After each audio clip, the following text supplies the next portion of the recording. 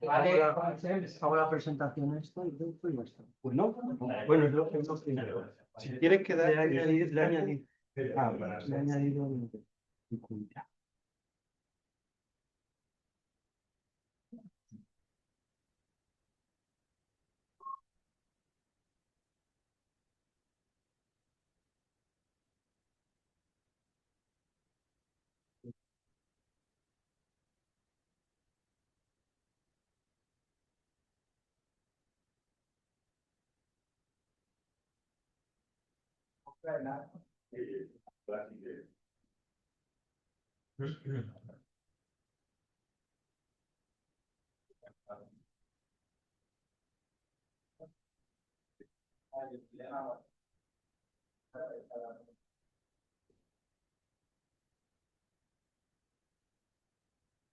Ahora,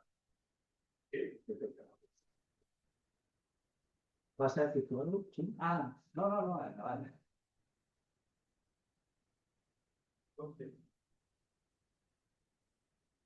Bueno, pues, sí. Pues gracias por vuestra presencia. Voy a presentar al conferenciante de esta tarde, Lorenzo Garavalle. Bueno, ha sido uno de los últimos fichajes que hemos hecho en...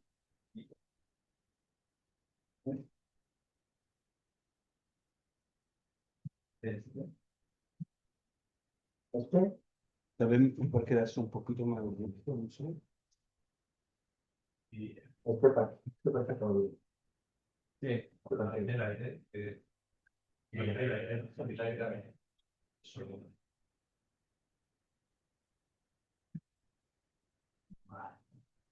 bueno.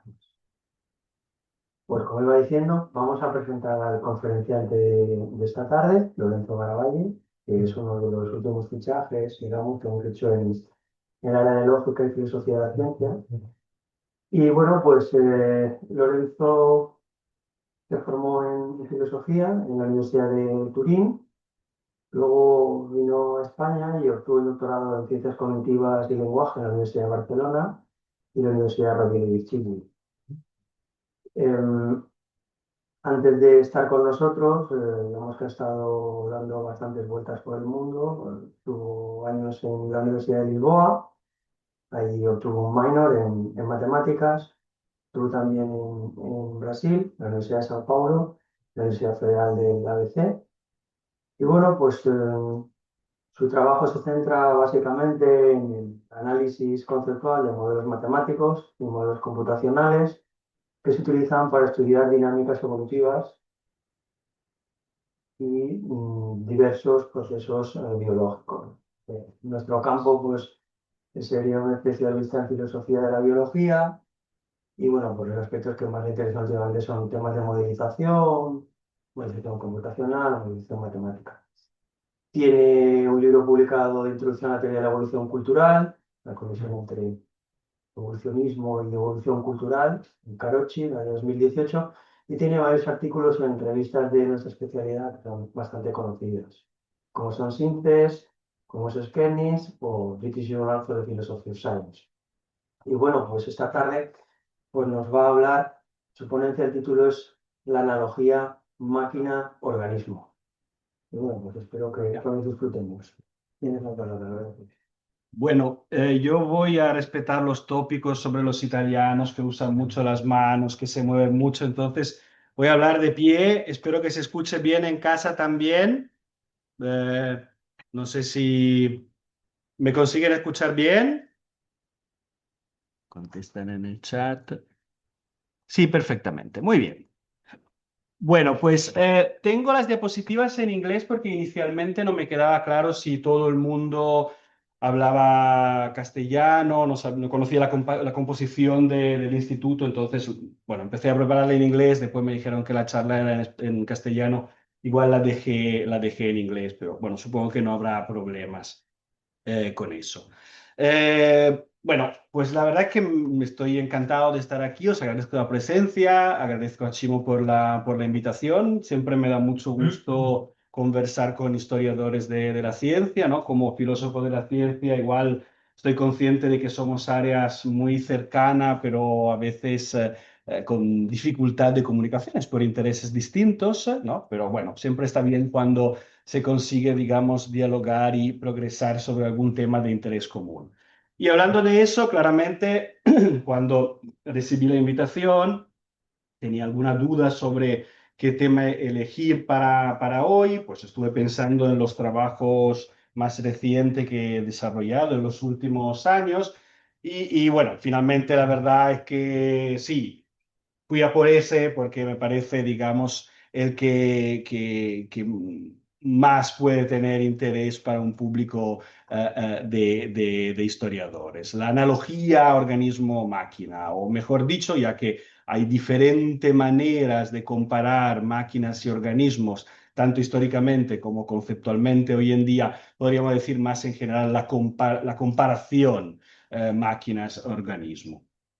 Eh, bueno, que tenga un interés histórico se puede, digamos, averiguar simplemente pensando un poco en la inmensa variedad de estudios que ha habido a lo largo de los últimos 5, 6 siglos en los que se han tomado las máquinas como referencia conceptual para entender mejor el funcionamiento de los organismos, ¿no? Estas imágenes solo son unos pocos ejemplos de trabajos científicos en los que se usan conceptos propios de la ingeniería para poder entender, explicar, modelizar, teorizar los organismos, ¿no? Aquí tenemos una imagen derivada del De Motu Animalium de Borrelli, en el que, digamos, se compara, digamos,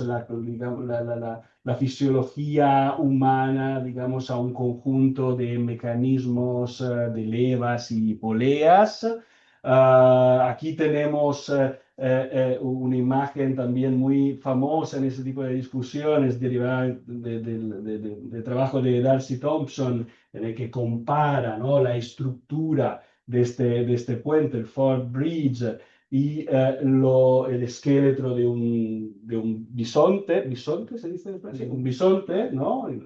Se hace una comparación respecto a la distribución de las fuerzas que se encuentran en los dos casos.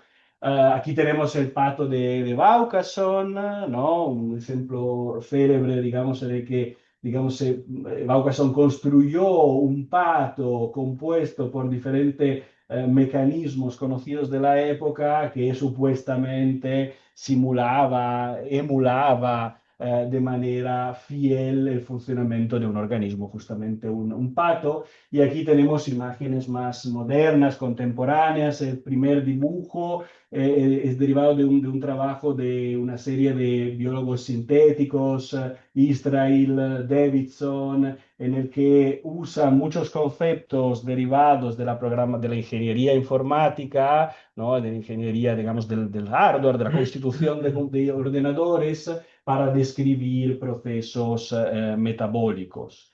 Y bueno, sin, digamos, hacer referencia a ningún autor específico, esa imagen es algo que nos encontramos en el día de hoy en todos los contextos, en cualquier página web o periódico, o la idea de que, bueno, en realidad las máquinas han evolucionado a tal punto que en realidad tienen casi como las competencias de un ser humano y que eventualmente en un futuro podremos ser integrados con la máquina, ¿no? El sueño de cyborg, el sueño transhumanista de seres que son parte máquina y parte organismo. Bueno, pues dado la importancia de esta comparación entre máquinas y animales y organismos, junto con un colega, que era mi colega en Lisboa, profesor de la Universidad de Milán, Maurizio Espósito, bueno, estudiamos el desarrollo histórico de esta comparación, de estas ideas, y nos dimos cuenta que en realidad el debate sobre en qué medida los organismos se parecen o no a máquinas ha llegado, o tal vez siempre ha estado en una posición de impasse, en el que hay personas que dicen sí, las máquinas, los organismos se parecen mucho a máquinas, ¿no? Y otros dicen no, no se parecen en nada, pero ninguno de los dos lados se lleva, digamos, la victoria dialéctica o parece tener argumentos más fuertes respecto al lado opuesto, ¿no? Entonces, lo que nosotros hacemos en este artículo es como reconsiderar un poco esta discusión. Y, y lo que hoy voy a hacer es, digamos, presentar algunos de los resultados que discutimos aquí y ampliar algunos otros para daros una idea general de la que es nuestra posición en ese debate, que se puede resumir al final con esta sencilla pregunta si los organismos pueden ser considerados algún tipo de máquina, así como estas imágenes anteriores podrían sugerir. Entonces, para empezar, creo que es útil ya que estamos...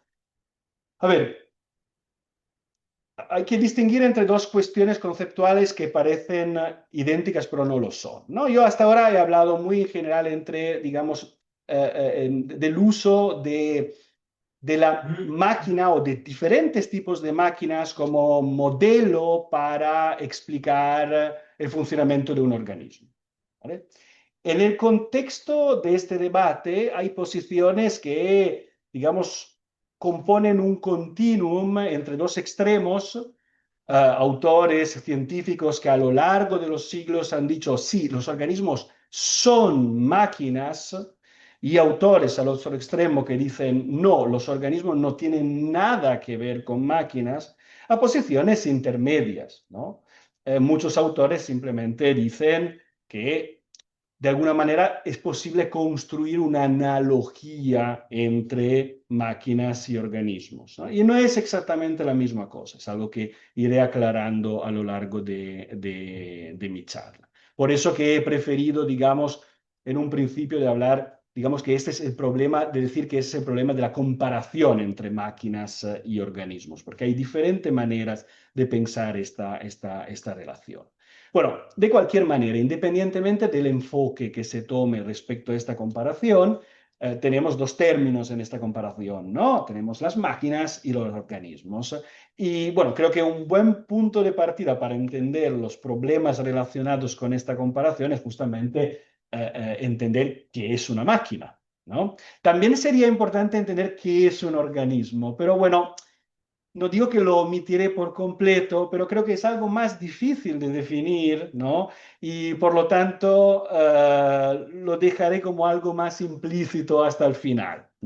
De todas maneras, algunos problemas que encontraremos en la definición de lo que es una máquina se pueden aplicar de manera análoga también al caso de los organismos y forman parte de estas dificultades conceptuales que emergen cuando pensamos en comparaciones entre máquinas y organismos. Voy a contestar esa pregunta no tanto directamente como tal vez mi parte filosófica haría en condiciones más normales, sino indirectamente a través de una breve historia de cómo diferentes autores han pensado que es una máquina.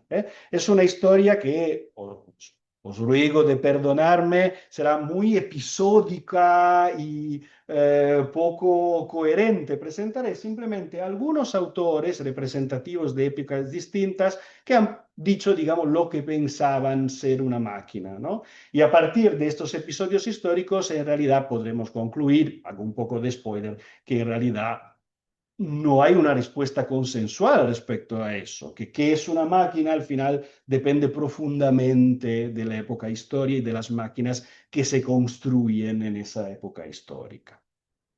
La primera referencia al término máquina es probablemente, o por lo menos la que encontramos, es en este pseudo Aristóteles, no estamos seguros de atribuirle, digamos, la autoría de este fragmento a Aristóteles, donde Aristóteles, o pseudo Aristóteles, simplemente dice que en muchos casos la naturaleza actúa en contra de nuestra voluntad. ¿no?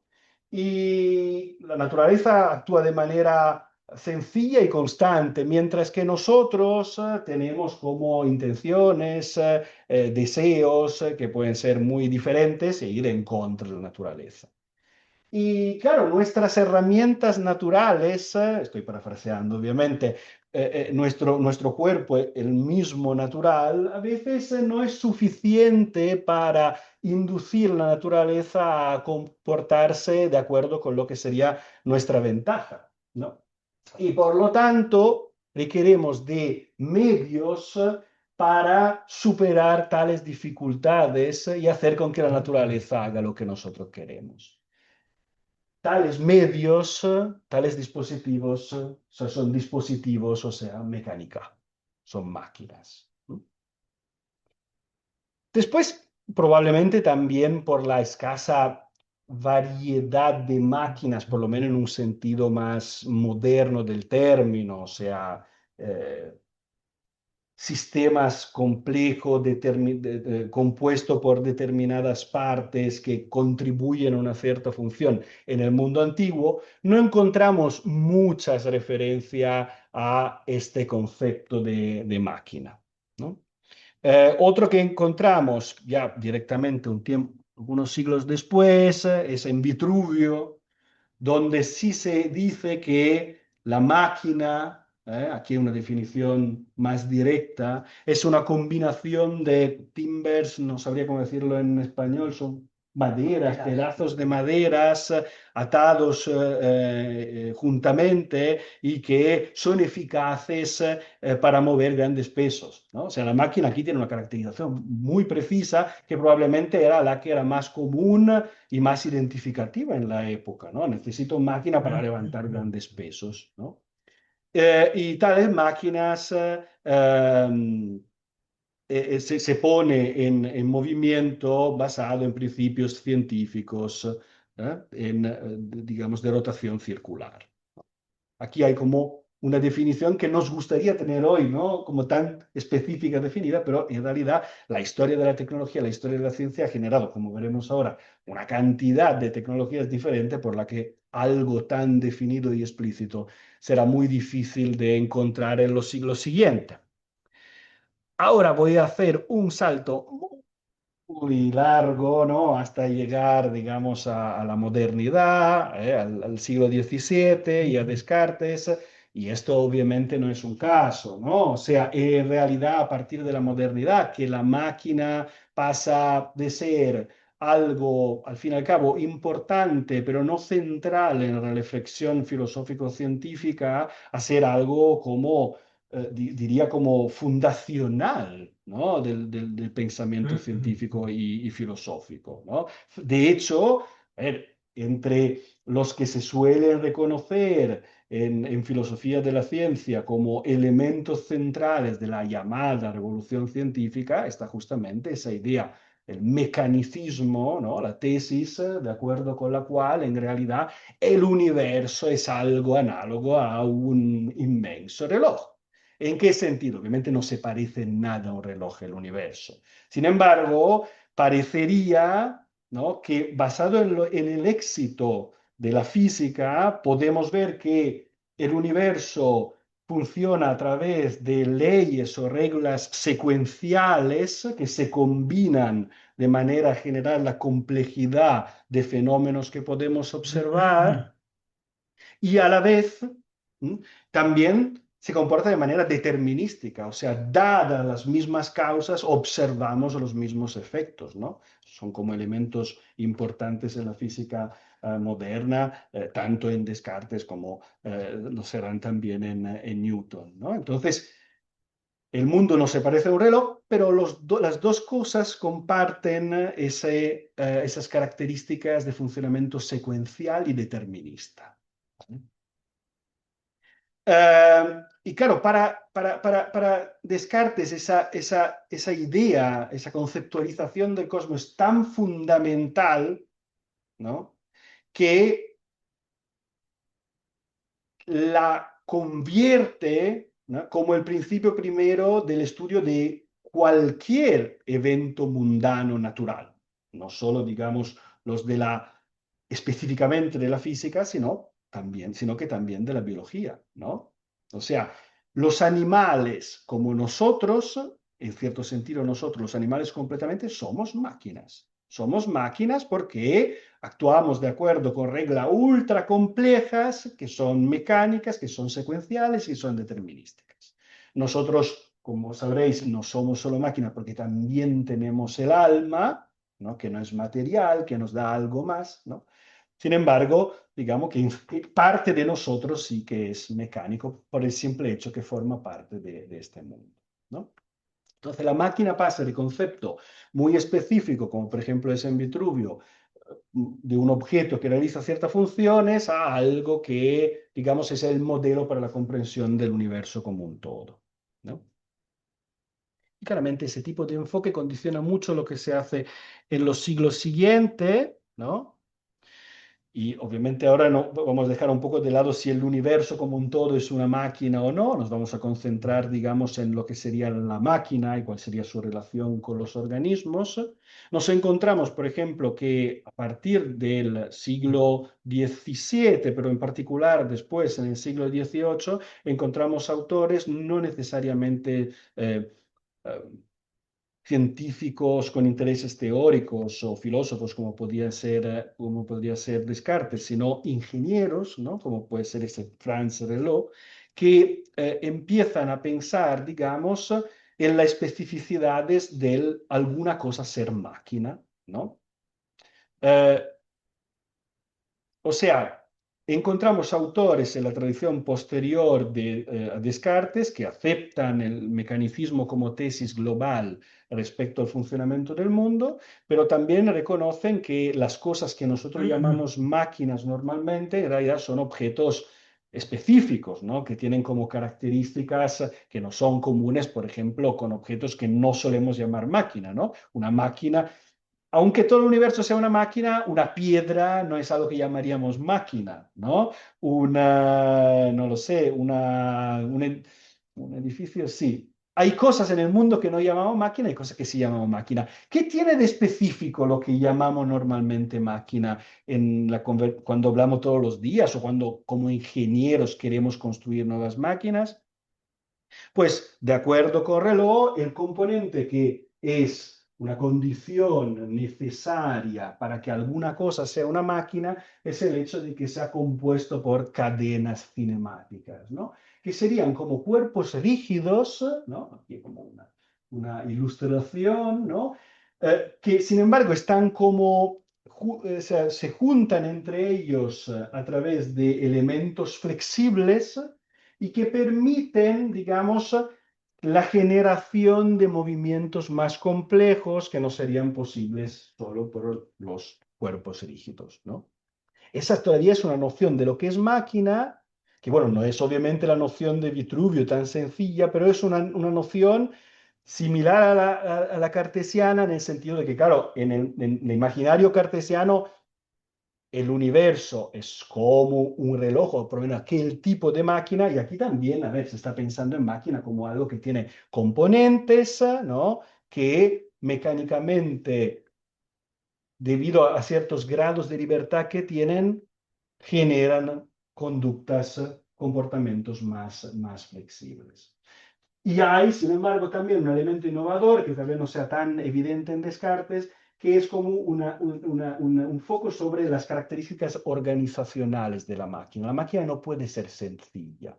Un simple engranaje no es una máquina. Para tener una máquina tenemos que tener más componentes. La máquina es un sistema que tiene diferentes elementos que interactúan entre sí, ¿no?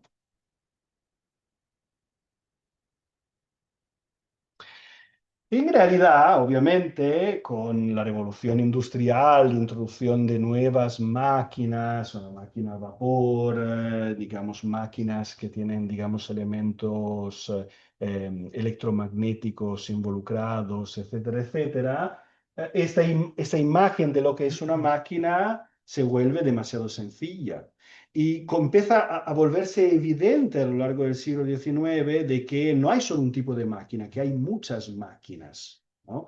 Hay muchas máquinas que tienen características diferentes. Y algunos autores, en particular Aquí menciono ese Jacques Lafitte, que escribe un texto, reflexión sobre el science de machine en el 1932, empiezan como a pensar de que, claro, dado que hay una tan grande variedad de máquinas, lo que puede ser interesante es construir una ciencia de cuáles son los tipos de máquinas, ¿no? Una taxonomía, una sistemática de los diferentes tipos de máquina, ¿no? Y en este libro, Lafitte se toma ese tipo de actividad muy en serio, ¿no? Como considera que hay como elementos característicos y esenciales de los diferentes tipos de máquina, pero todavía más interesantes para lo que estamos discutiendo aquí, es que Lafitte considera que en realidad la taxonomía de la máquina es especular a la taxonomía de los seres vivos, seres vivientes. Entonces, tenemos, por ejemplo, máquinas pasivas que son los edificios, ¿no? O sea, los edificios son considerados por Lafitte y no es el único como tipos de máquina, ¿no?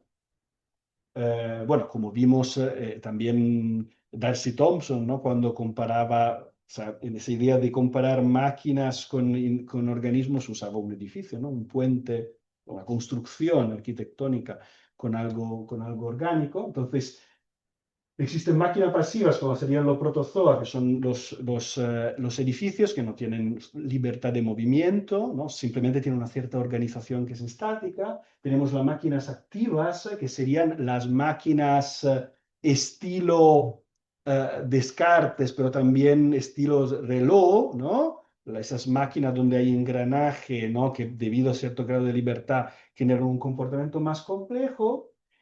Y después, análogos, aquí no se ve porque a ver si lo bajo un poco,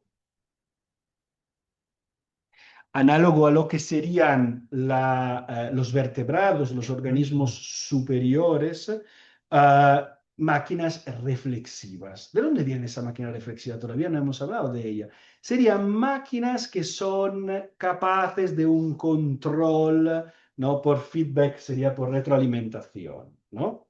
En realidad, en el 1932, ese concepto era relativamente innovador y se refería todavía a dispositivos como pueden ser, digamos, imagino como motores de máquinas a vapor. Pero esa noción en realidad de máquina reflexiva es algo que a lo largo del siglo XX se pone tan importante a pasar a ser como tal vez la idea principal de máquina que tenemos, ¿no? Eso es evidente en los desarrollos, por ejemplo, de la cibernética y de la computación en el siglo XX, ¿no?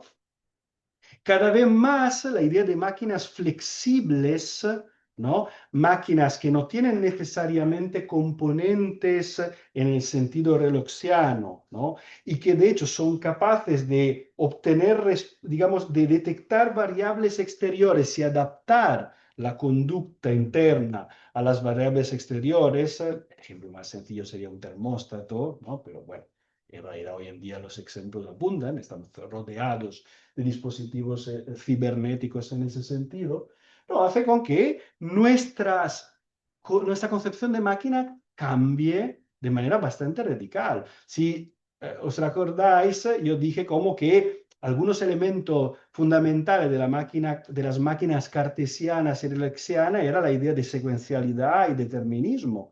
Sin embargo, bueno, pues estas nuevas máquinas que ahora ya ni son tan nuevas, también como son capaces de realizar procesos en paralelo, no siempre actúan de manera determinística, ¿no? Entonces, la máquina es capaz de hacer cosas que antes se pensaba que las máquinas no podían hacer. Y claro, en realidad, con las tecnologías, digamos, más modernas, ¿no? Aquí el ejemplo sería un ordenador cuántico, ¿no? Donde realmente parece que o sea, se podría objetar que la máquina como las máquinas cibernéticas y los primeros ordenadores efectivamente no eran capaces de computación paralela real y que en realidad eran capaces solo de imitar, emular procesos estocásticos en lugar de implementarlo. En realidad parecería que máquinas cuánticas sí pueden funcionar en paralelo de manera genuina y también de realizar procesos estocásticos propiamente dichos, ¿no? Y poco a poco, claro, con la introducción de esta nueva máquina, el interés para una mecanología se ha ido perdiendo, ¿no? No hay textos más recientes como el texto de la FIT que intentan catalogar todas estas máquinas. Y eso es probablemente porque, de hecho, o sea, estamos cada vez y a una velocidad más rápida como generando máquinas que tienen muy poco en común entre ellos, ¿no? Tenemos familias de constructos, de objetos tecnológicos que al final podemos catalogar como máquina, pero simplemente por semejanza, no por condiciones suficientes o necesarias que las identificarían. ¿Ok? Entonces, a ver, cuando decimos que una máquina es análoga o es comparable o es idéntica a un organismo, bueno, pues por lo menos deberíamos especificar a qué máquina nos estamos refiriendo, ¿no? E infelizmente, en realidad, en el debate, aquí paso, digamos, a pasar, como para llevarme la ropa más de filósofo de que de historiador, y me preocupo más del debate contemporáneo, en realidad esa atención para de qué máquina estamos hablando en el debate contemporáneo es casi totalmente ausente, ¿no? Se asume como que la máquina es algo bien definido y el organismo también, ¿no? Claro, nadie dice que sabemos todo sobre las máquinas y sabemos todo sobre los organismos, pero se asume como que sí tenemos algo que define bien lo que es una máquina y algo que define bien lo que es un organismo, ¿no? Entonces, en contra de los que usan las máquinas como modelo para dar cuenta del funcionamiento biológico de los organismos, encontramos autores, ¿no? Como por ejemplo, veis, alguien que había trabajado con Wiener también y con, digamos, con trabajos en cibernética, que, perdonad por la larga cita, pero creo que vale la pena para dar un poco la voz también a los que son los enemigos de la comparación entre máquina y organismo. Aquí, vais, dice, un aspecto importante de un sistema es que mientras que el estado y los padrones del entero pueden ser definidos de manera inequívoca como conocidos, los estados y detallados y los pathways de los componentes, no solo, bueno, creo que voy a resumirlo porque si no me voy a perder a traducirlo todo en este momento. Bueno, lo que se está diciendo aquí es que en realidad de la máquina sabemos más o menos todo porque lo hemos construido. De la máquina sabemos que igual va a respetar siempre ciertos patrones, ¿no? Pueden no ser secuenciales tal vez, pero sabemos exactamente lo que está haciendo todo el tiempo. Mientras que en realidad en el caso biológico es todo lo opuesto. Nosotros no sabemos nada o sabemos muy poco del total del funcionamiento del organismo, digamos, la conducta de los componentes es determinada por el entero, a diferencia de las máquinas, donde son las partes que determinan el total. Y además, digamos, la cadena causal de acciones del organismo es de alguna manera siempre imprevisible, no completamente determinada, ¿no? Todas estas ideas se presentan de manera más rigurosa, por ejemplo, en ese texto que es muy ejemplar, yo creo, es un estudio muy serio sobre lo que se puede decir hoy que son las diferencias entre máquina y organismos, pero desde mi punto de vista realiza el típico error que voy a denunciar después, ¿no? En ese trabajo, por ejemplo, se dice que los organismos, un título muy claro, ¿no? No son máquinas, ¿no? Por el hecho de que los organismos tienen como propósitos definidos internamente, mientras que la máquina tiene propósitos que son aplicados externamente, el organismo evoluciona de manera contingente, mientras que la máquina es diseñada de manera a cumplir ciertos propósitos de la manera apropiada. que los organismos se organizan solos, mientras que una máquina siempre requiere la actividad del ingeniero, del técnico, que haga con que funcione si alguna cosa no va bien. Los organismos son discontinuos en el sentido que eso es muy difícil de caracterizar, pero que permiten, digamos, elementos estocásticos que no están presentes en el funcionamiento de las máquinas, que son secuenciales, y bueno, esto también está relacionado con el último punto, ¿vale?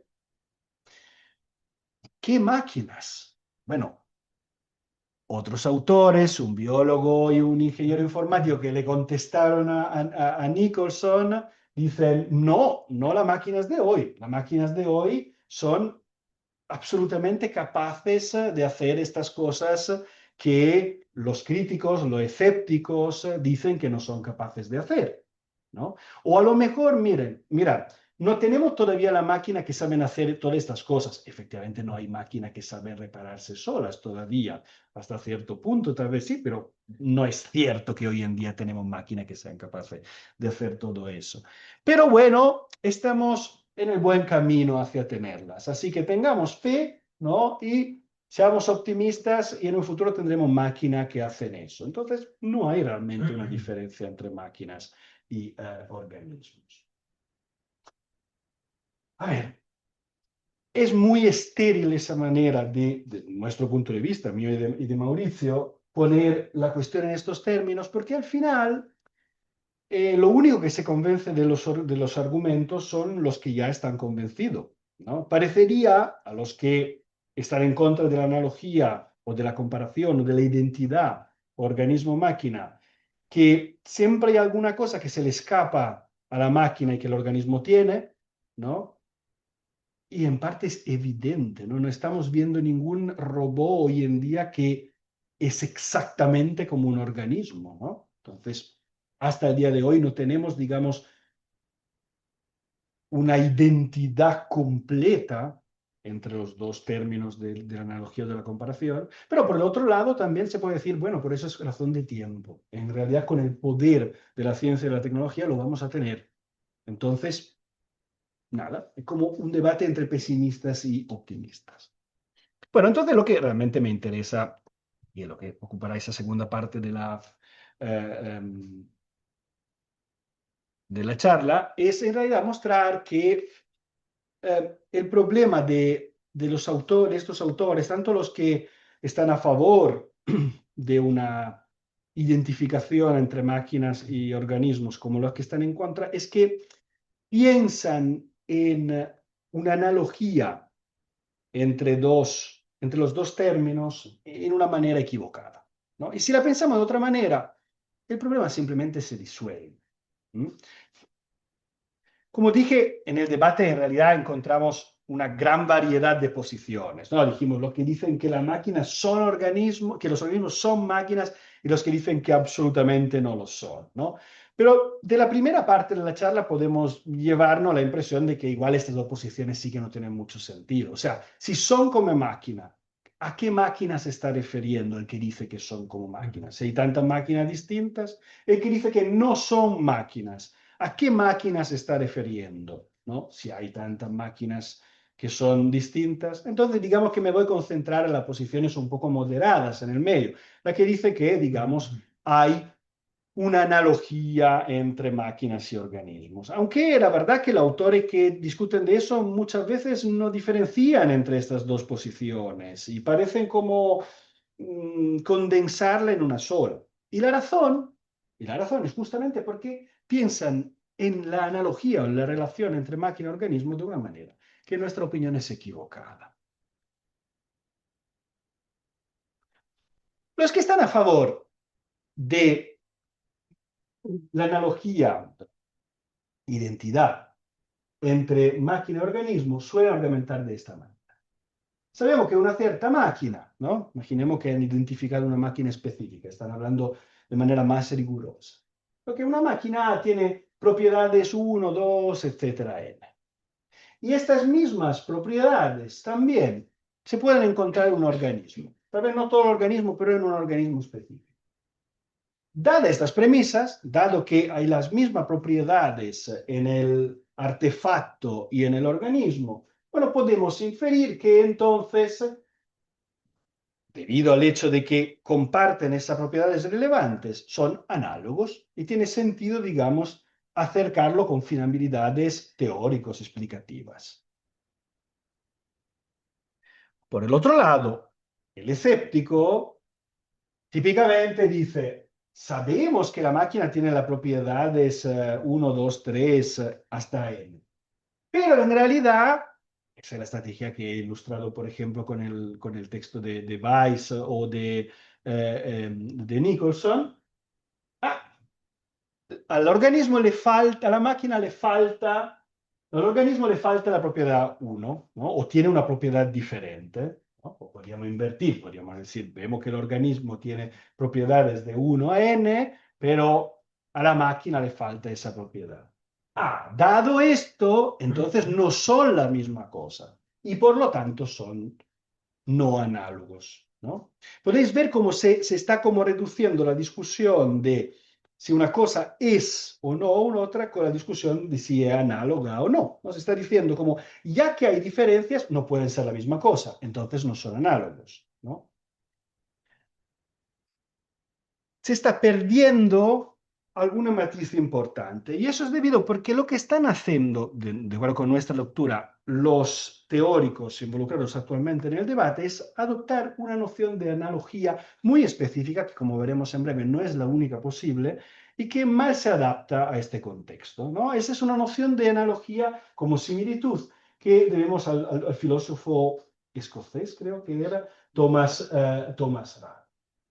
La idea es que cuando nosotros hacemos una analogía, lo que hacemos es tomar dos dominios de hechos, dos objetos, ir viendo, digamos, las similitudes, enumerando las propiedades de una cosa, las propiedades de la otra, ¿no? Y claro, con base en eso intentamos inferir otras propiedades que son ocultas de, digamos, del sistema o del objeto que no conocemos también, ¿no?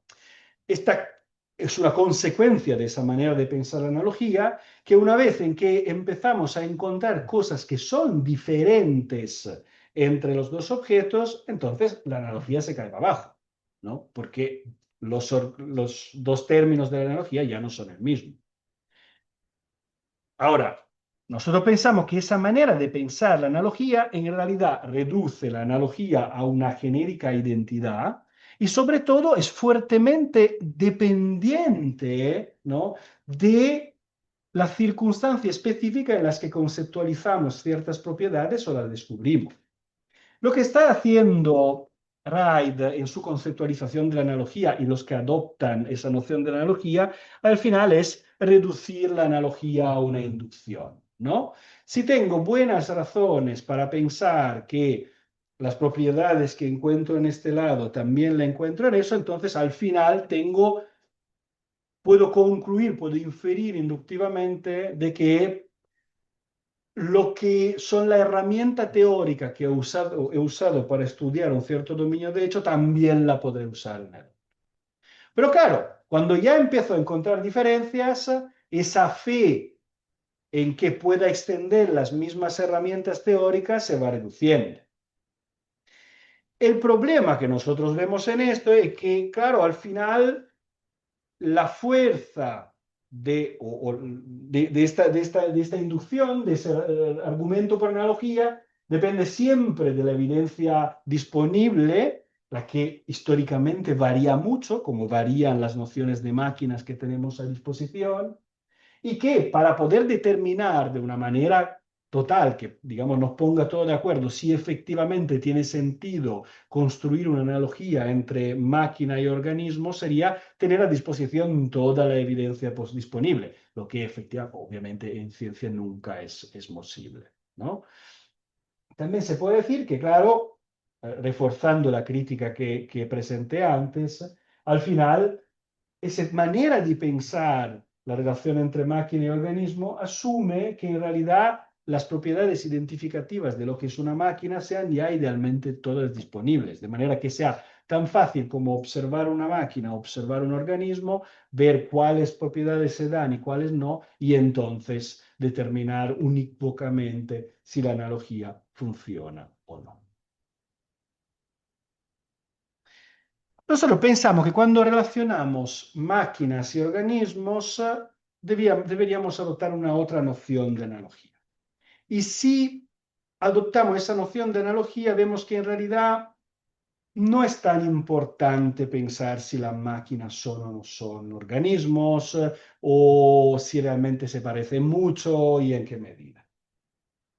Esa noción de analogía deriva de Aristóteles, o sea, es más antigua, pero es menos famosa. Quiere decir que la noción de analogía de Wright es la que muchas veces implícitamente se adopta cuando se piensa en argumentos analógicos. Y es una noción de analogía como proporción que es derivada de la geometría, ¿no? De la geometría euclidiana. Bueno, tenemos dos triángulos, ¿no? Esos triángulos, en cierto sentido, ¿no? Son similares, ¿no? Por ejemplo, en la primera lista podemos decir que son dos triángulos rectángulos, pero en otros sentidos son diferentes, obviamente, ¿no? Este de aquí no lo he medido, pero bueno, lo busqué para que, bueno, debería ser un poquito más pequeño del otro. Y no tiene la misma orientación, ¿no? O sea, estas son propiedades de los dos triángulos que son distintas. ¿Ok? Eso, hay similitudes, hay similaridades entre los dos triángulos. Bueno, asumimos que hay como similaridades entre los dos triángulos. Eh, Sabemos del triángulo 1 que hay una relación que se da entre, digamos, los ángulos del triángulo y sus lados, ¿no? Que son todas las proporciones trigonométricas. Y sabemos que tal relación es invariante, o sea, se puede transportar a otros contextos, a otros dominios en los que se mantengan las propiedades que se habían considerado símiles entre los dos triángulos. ¿Okay? O sea, las propiedades de la relación entre los ángulos y los lados se puede transponer y mantener también en caso de triángulos, por ejemplo, que sean más pequeños o que tengan una orientación distinta. ¿No? Eso parece obvio, pero no lo es, ¿no? La idea es que aunque haya diferencias, igual la analogía y la aplicación del invariante sigue válida debido a que sí hay algunas propiedades que, sin importar la diferencia, son preservadas. ¿Okay? Y ese yo creo que es el punto fundamental, ¿no? De lo que deberíamos pensar cuando vemos esos estudios que comparan máquinas con organismos. Que las analogías entre objetos, fenómenos distintos, son importantes aunque haya diferencias. ¿No? Que es algo que, por lo menos, los autores contemporáneos parecen olvidar. Y en realidad, mis últimas diapositivas se van casi totalmente a focalizar sobre convenceros de que eso está bien y que lo que realmente importa en los estudios comparativos entre máquinas y organismos es encontrar argumentos buenos a favor de la invariancia de ciertas relaciones. Voy a mostrar eso antes con otro ejemplo de biología que no tiene que ver con máquina, pero que yo creo que ayuda bastante a ilustrar esto. Pensad a uno de los grandes argumentos por analogía de la historia de la biología, ¿no? La idea de que hay fuerzas naturales, la selección natural, que consiguen hacer lo mismo que unos criadores de animales pueden hacer con razas específicas de ganado, ¿no? Se pasa de algo que es conocido, de relaciones conocido, a algo que es desconocido y que además, antes de Darwin, parecía bastante implausible, ¿no?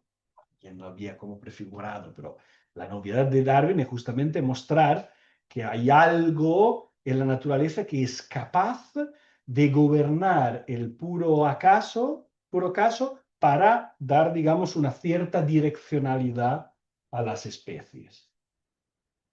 El argumento de Darwin, por cómo es conceptualizado por ejemplo, en este bonito libro de hace unos años de White Hodge Radic, todos los historiadores de la biología,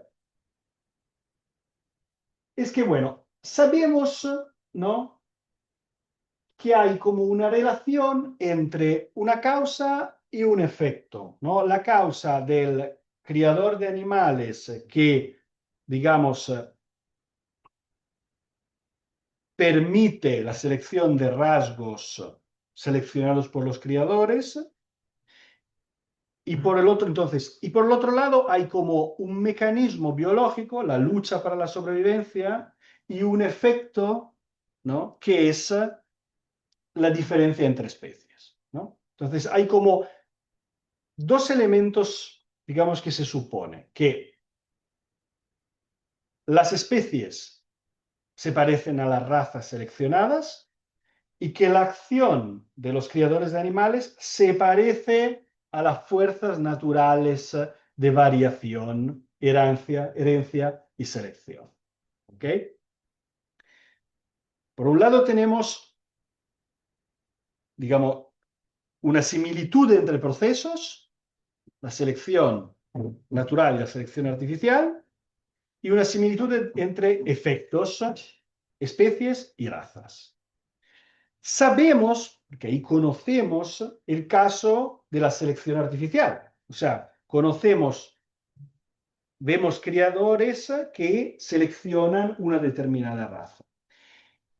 Y esa sería la relación que queremos transponer al caso de la evolución de las especies, ¿vale? Obviamente necesitamos razones para poder decir que esa relación que es conocida a nivel de selección artificial es la misma que actúa en el caso de la evolución natural. ¿Okay? O sea, para que podamos, aunque admitamos similitud entre ambos dominios, para poder transponer la propiedad relevante de un dominio para otro, necesitamos razones independientes, de las que hablaré en la próxima diapositiva. Pero bueno, una vez que se muestre que la relación entre selección artificial y razas puede ser transpuesta al caso natural, lo que tenemos es una explicación también del caso natural, ¿no? Podemos decir que así como los criadores han producido especies, de la misma manera la selección natural puede producir especies. ¿Okay? Y de hecho es justamente por medio de eso que se da todo el mecanismo explicativo darwiniano. Ahora, ¿cómo trabaja Darwin en este caso? Bueno, lo que intenta buscar es que ciertas propiedades propias de la relación de invariancia en el caso de los criadores se encuentran en contextos intermedios y continuos que sean cada vez más parecidos al contexto natural, ¿no? El caso, digamos, de creación de animales que toma en consideración inicialmente Darwin en el origen de la especie sería el caso, digamos, tradicional, donde en una granja se seleccionan, digamos, el ganado de acuerdo con cierto parámetro muy definido y por lo tanto activamente se hacen como cruzar ciertos individuos y no otros. Pero después él piensa el caso, no sé, de animales domésticos como perros o gatos. Nosotros no siempre, aunque hoy en día tal vez más, activamente intervenimos para tener ciertos cruces. Sin embargo, el hecho de que nosotros formemos partes del ambiente de estos animales sí que direcciona de manera involuntaria lo que es la evolución de estas razas. Y entonces se da un paso más allá. Hay poblaciones, por ejemplo, en la Tierra del Fuego, donde efectivamente hay una relación muy, o sea, de la época de Darwin, una relación muy estrecha entre los individuos, las poblaciones y los perros, por lo que realmente los perros dependen del ser humano, como el ser humano depende de los perros. Sin embargo, no hay como una concepción del animal como puede ser la actual del animal doméstico y los perros pueden vivir libremente por ese entorno. Y aún así puede ser observada una evolución del perro salvaje en la Tierra del Fuego que está determinada por la preferencia de los seres humanos, porque los seres humanos solo le darán una compensación si efectivamente el perro hace ciertas cosas que quiere. Entonces, claro, la relación entre selección artificial y un cierto producto, las razas, se muestra a lo largo del origen de la especie como cada vez más transpuesta a casos que se parecen más al caso natural, hasta llegar a decir que en realidad no hace falta el ser humano, ¿no? Porque en realidad cualquier agente ecológico podría actuar de manera a crear una especie concreta, ¿no? Eso es el elemento fundamental, o sea, la idea de demostrar como una relación invariante de un dominio conocido puede se transponer a otros dominios, es el elemento principal del argumento darwiniano, ¿no? Y eso, y ya como me acerco a la conclusión, es justamente lo que yo creo, nosotros creemos que debería pensarse cuando trabajamos de la relación entre máquinas y organismos. Obviamente me voy a explicar mejor. Cuando pensamos en relación entre máquina y organismo, estamos pensando en una analogía donde conocemos la relación entre componentes mecánicos de una máquina, ¿no? Y queremos ver si esa relación conocida puede ser transpuesta a un contexto orgánico donde se mantenga la fuerza explicativa, ¿no? El caso de Darwin lo muestra bien, ¿no? Un caso donde estamos explicando el porqué de las razas y transponemos eso para explicar el porqué de las especies, ¿no? Claro, el contexto biológico empírico es distinto del contexto matemático, ¿no? En este caso, en el caso, por ejemplo, de la geometría, nosotros estamos asumiendo que cosas como el tamaño o la dirección de la figura no tienen cualquier impacto respecto a lo que son las proporciones trigonométricas, que son otras las propiedades que nos interesan. Entonces, por definición, por construcción de la teoría geométrica, podemos asumir cuáles son las propiedades invariantes que transportamos de un dominio para otro. En el caso de la biología, obviamente, o de la ciencia empírica en general, no podemos. Entonces, para decirlo como los anglófonos, esa insistencia sobre las máquinas son como organismos o no lo son, es el red herring de la discusión, algo que lleva la discusión para una dirección que completamente, o sea, que no es para nada interesante. Lo que nos interesa no es saber si son iguales o diferentes las máquinas y de ahí inferir alguna cosa interesante. ¿Son análogos o no análogos? No, es reconocer que son similares en algunos aspectos y diferentes en otros, y entonces ver si hay propiedades invariantes del estudio de la máquina que pueden ser transpuestas también en el estudio de los organismos. El ejemplo más sencillo que podemos pensar en el contexto que hemos discutido desde el principio, ¿no? Darcy Thompson, por ejemplo, cuando construye ese argumento analógico por lo que el esqueleto del bisonte es como el Fort Bridge, es que yo dudo que,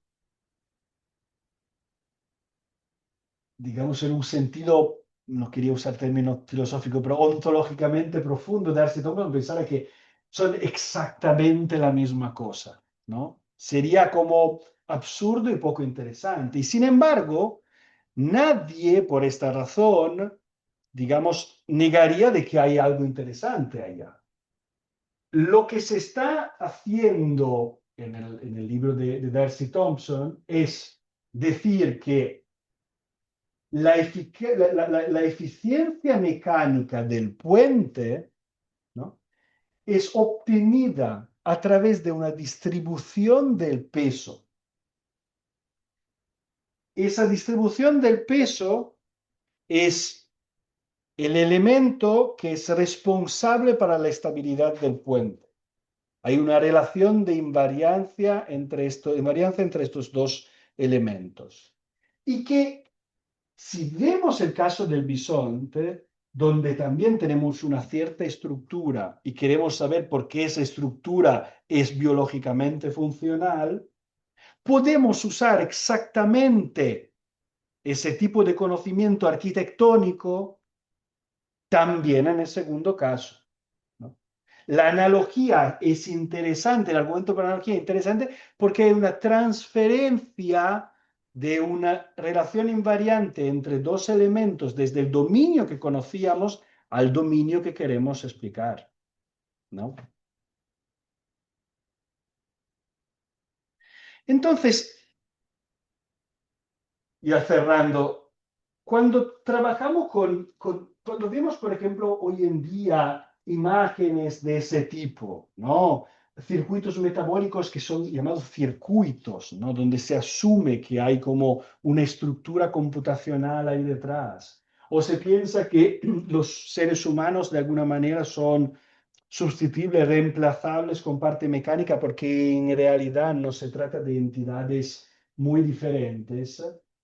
En realidad, tanto el entusiasta, el que usa activamente estos términos, como el crítico que dice, no, no deberíamos usar estos términos, están en cierta medida perdiendo el tiempo. O sea, esos son elementos retóricos de la discusión científica.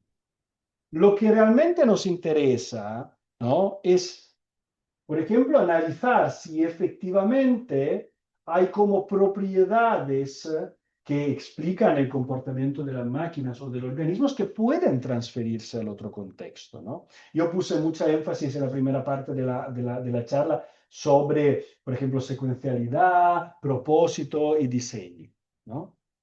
Entonces, lo que es relevante de un punto de vista científico, más allá, digamos, de la discusión más retórica, es decir, es la manera en la que, por ejemplo, un ordenador es capaz de generar conductas aparentemente no determinísticas, o sea, variabilidad en su conducta, digamos, análoga a la manera en que el organismo tiene la capacidad de generar patrones de conductas variadas. Me expliqué mal.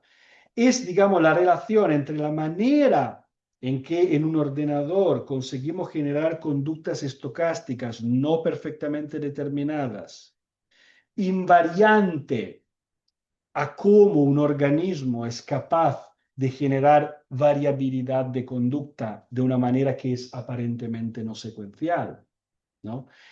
Es la manera en la que estamos hoy en día programando sistemas informáticos, como pueden ser los de inteligencia artificial, que parecen ser más responsivos y capaces de autocorregirse,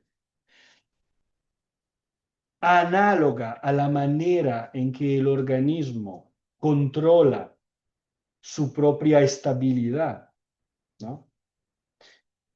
O sea, son la manera en que construimos ciertas propiedades nuevas en máquinas contemporáneas, informativas y transponibles al estudio del organismo.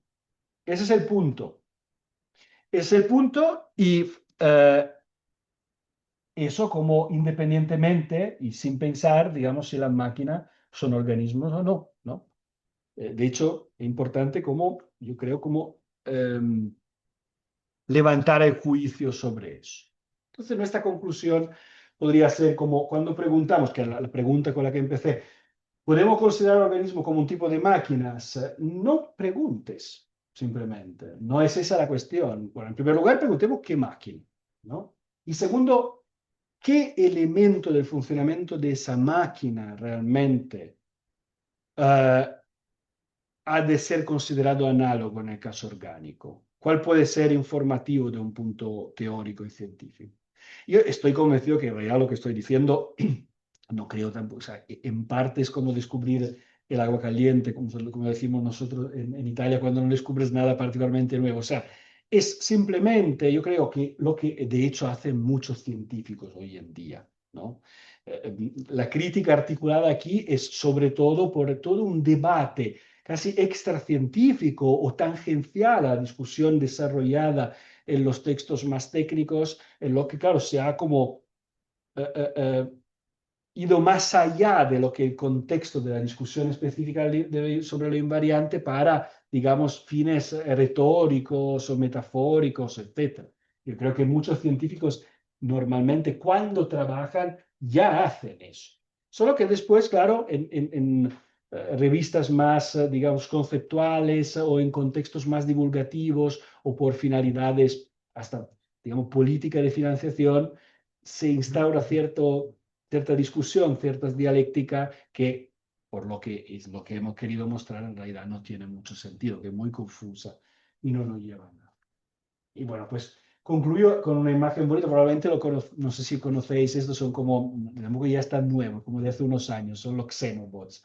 Serían como unos organismos, se toman como un embrión de una rana, se hace evoluir digamos, algoritmos evolutivos, genéticos en un computador, soluciones ideales para, digamos, poder solucionar ciertos problemas de locomoción. Después esa información, no me preguntéis los detalles porque no tengo idea, está como esa información está como codificada en el embrión de rana que empieza a desarrollarse de esta manera, xenobo no tiene nada que ver con una rana, obviamente, ¿no? De manera que, digamos, reproducen esa solución optimal para solucionar problemas de locomoción. ¿Y por qué puse esta imagen para concluir? Porque es justamente un caso en el que se está trabajando eh, bien en esa dirección que nosotros sugerimos, como se estudia, se implementa incluso, ¿no? A través de un híbrido, algún tipo de lógica completamente computacional y por lo tanto mecánica, ¿no? En un organismo para ver si efectivamente la manera en la que se puede desarrollar el organismo después tiene alguna semejanza real respecto a cómo se desarrolla el organismo no modificado computacionalmente. No digo, a ver, eso lo digo de un punto de vista puramente teórico. Creo que desde un punto de vista, suena muy mal, de un punto de vista ético no creo que eso sea para nada deseable. Pero en fin, era como, de un punto de vista técnico, eso es algo como que es justamente un estudio en el que hay como un foco sobre el invariante, ¿no? La posibilidad de transponer ciertos mecanismos conocidos a un substrato orgánico para comparar cómo se da una relación entre, por ejemplo, un cierto código de locomoción en un contexto máquina y después código de locomoción en un contexto más biológico. Y bueno, pues eso es todo y no sé si todo quedó claro, la verdad como mucha información en poco tiempo, pero bueno, quería que fuera como una exposición más general y bueno, tenemos ahora tiempo para discutir, así que... Muchas gracias, Lorenzo. Gracias. Bueno, pues abrimos el turno de intervenciones, dudas, cuestiones, tanto para la gente que está aquí como si quiere intervenir alguien que esté conectado online. Bueno, tú lo puedes ver desde ahí, Sí, Lorenzo, si aparece alguna pregunta, pues si alguien quiere hacer alguna cuestión sobre la exposición de Lorenzo.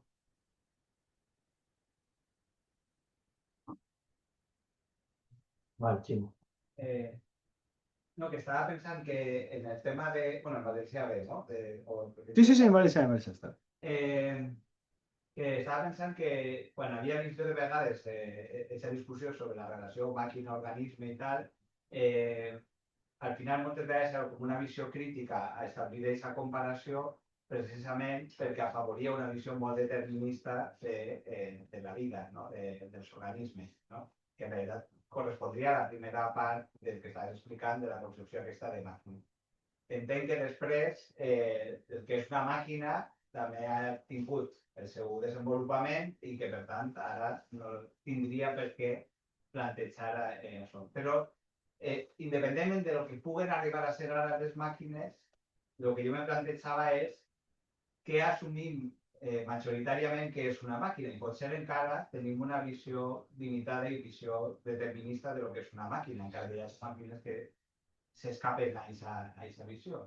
I això podria, aleshores, en l'estudi de la vida, introduir aquest tipus de biaixos, no? Unes línies molt limitades, precisament per aquesta concepció determinista. Aleshores, no sé si això estaria resolt, però que crec que el d'empatitzar aquesta visió a banda de la qüestió de les limitacions que has plantejat, també poden introduir aquests biaixos, no? I el traduir, clar, aquest diàleg està sempre, no? Tu has enfatitzat la qüestió de com des de l'arquitectura anem a entendre els organismes, però també potser com l'arquitectura se fonamenta en l'estudi d'organismes vius per a traslladar-ho a l'arquitectura. O sigui que això també, i aquest diàleg està bé. Però enfatitzar aquesta coincidència entre organisme i màquina pot continuar introduint o bé aquest biaix determinista o altres limitacions que se donen en l'àmbit del món de les màquines i que no donen en organismes o el que siga, no? O sigui, que no sé, ho veig encara problemàtic en enfatizar això. Yo creo que el punto de determinismo, secuencialidad, de hecho, son como tal vez los conceptos que, por lo menos en el debate filosófico, digamos conceptual, porque en realidad hay como muchos científicos que también intervienen en este debate, es un poco como el nodo, el centro de la cuestión. O sea, hay que decir que hasta que no tengamos, yo no sé si eso te contesta directamente, pero es como reflexionar un poco sobre esto.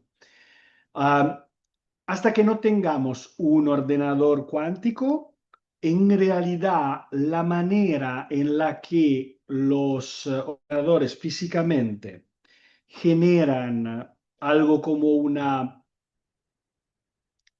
flexibilidad de tipo no determinista, es determinista. O sea, como hay método de elaboraciones de estímulos que determinan el funcionamiento de algoritmos que parece ser como no determinista porque evita como correlación estadística, pero los procesos físicos que se usan son procesos por lo general determinísticos, ¿no? Lo que se llama como pseudo casualidad, pseudo randomness, pseudo aleatoriedad. Entonces, claro, por ejemplo, en este último punto aquí lo que insiste Nicholson es, no, en realidad lo que tiene el organismo es que, claro, hay como una infiltración de fenómenos en un nivel cuántico que interviene en la, digamos, por razones materiales de cómo es un organismo, ¿no? Por su composición físico-química, que inevitablemente genera como una cascada de eventos inesperados y aunque el sistema como un todo consiga mantenerse, ¿no? Los componentes más individuales, elementales del sistema, en realidad se comportan de una manera completamente inesperada, ¿no? Bien, yo creo que eso es justamente algo que abre muchas discusiones interesantes, si hay una diferencia o no aquí, pero es que simplemente con base en estas dos hipótesis, ¿no? Bueno, estos dos, bueno, el primero diría que un conocimiento, el segundo es una hipótesis, no sabemos si realmente es así. Pero tirar todo lo que es la analogía me parece que no tiene sentido, ¿no? Y parece que en estos textos lo que se está haciendo es como, no, mira, eso es un argumento para, dejemos de pensar en términos de máquina. O sí, pensemos exclusivamente en términos de máquina, porque hay como diferencia, hay similitudes. Yo creo que esa no es la vía que debemos seguir. O sea, yo creo que lo que es interesante en el tema secuencialidad-determinismo, es decir, ¿es realmente así? O sea, ¿realmente el organismo que parece tan flexible tiene una flexibilidad que tipológicamente distinta a la que tiene una máquina? ¿No? Tal vez sea solo nuestra impresión, tal vez sea solo una impresión debida al hecho de que nos tenemos como organismos en alta estima, ¿no? Y tal vez como el progreso de la máquina nos muestre que no hay nada más distinto respecto a ciertas posibles máquinas. O no es así, ¿no? Vemos que realmente le falta mucho a la máquina y vemos que encontraremos siempre cada vez más límites tecnológicos e ingenierísticos para hacer algo de ese tipo. Y entonces, ¿cómo podremos enfatizar la diferencia del organismo? Lo que quiero decir es que